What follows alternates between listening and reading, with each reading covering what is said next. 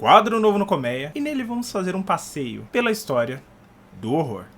Roda a vinheta.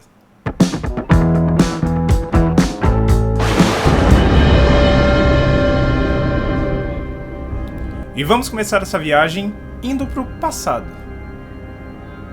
Georges Méliès foi um cineasta, ilusionista, inventor francês e um dos pioneiros do cinema. Ele foi um dos primeiros cineastas a utilizar técnicas de edição, sabe? Sobreposição de imagens, truques.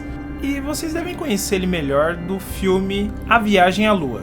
O filme mostra uma expedição para a Lua e um foguete disparado a partir de uma grande arma.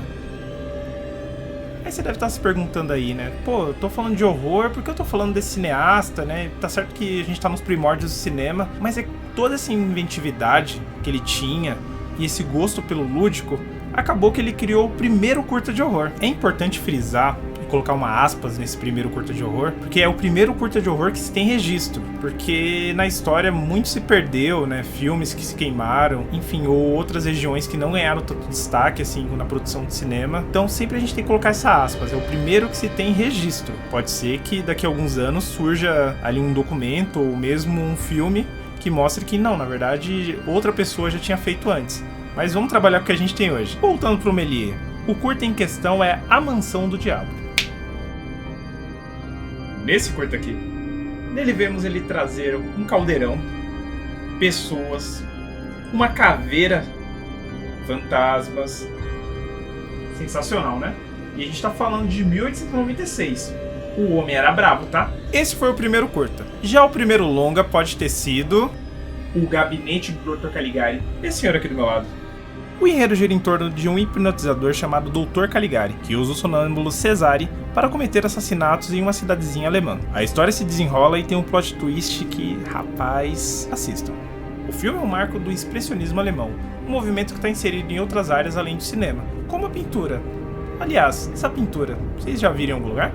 Questionando padrões de belezas vigentes. Uso de formas abstratas. As principais características do movimento são retratação de sentimentos como angústia, medo e solidão, valorização da subjetividade, voltada para o interior e o isolamento do indivíduo, e deformação da natureza e dos objetos para expressar sentimentos.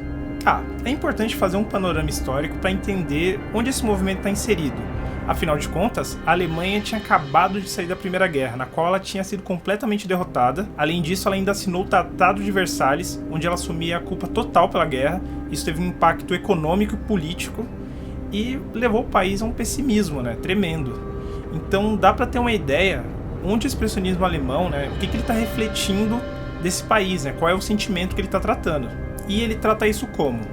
Dando luz, sombras, cenários distorcidos, atuações exageradas, tudo isso para trazer um pouco desse sentimento para a tela. Mas além do Gabinete do Dr. Caligari, outros filmes do expressionismo alemão merecem destaque, como O Golem, de 1920, que conta a história de um rabino que dá vida a uma estátua de barro para proteger a cidade, mas ele fica fora de controle. É interessante que já nessa história nos é mostrado camadas da criatura e como influências externas acabam levando ele a fazer o mal. O clássico Nosferatu de 1922 é uma releitura de Drácula, mas é importante enfatizar que é uma releitura não autorizada, por isso algumas mudanças no enredo e no nome de personagens. É o primeiro e até hoje figura na lista de um dos melhores filmes de vampiros já feito, por conta de excelentes elementos de horror. Fausto, de 1926. O drama horror do homem que faz um pacto com Mefisto para curar a cidade e conseguir a juventude em troca de sua alma. A atmosfera de horror nesse filme é fantástica.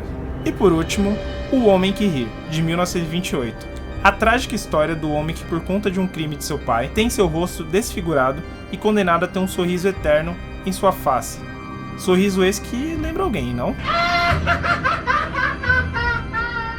Vários diretores do expressionismo alemão acabaram migrando para os Estados Unidos com o surgimento do nazismo.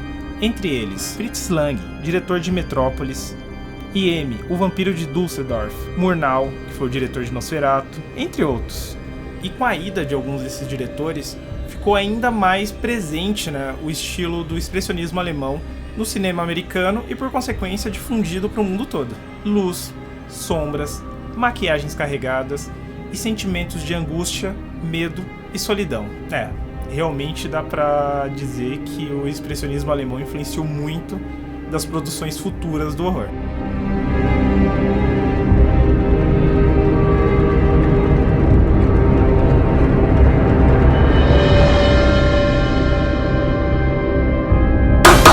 gente deixou aqui embaixo o link de algumas fontes que nós consultamos para criar esse vídeo. E não esqueça de deixar o seu like, se inscrever no canal, ativar o sininho e comenta aqui o que você achou desse quadro, se achou maneiro, se já conhecia o expressionismo alemão, sugestão, né, de outros quadros. A gente vai fazer um passeio ali por épocas, mas a gente tá aberto. Se vocês quiserem sugerir algo, deixa aqui nos comentários. É isso, pessoal. Até. Valeu!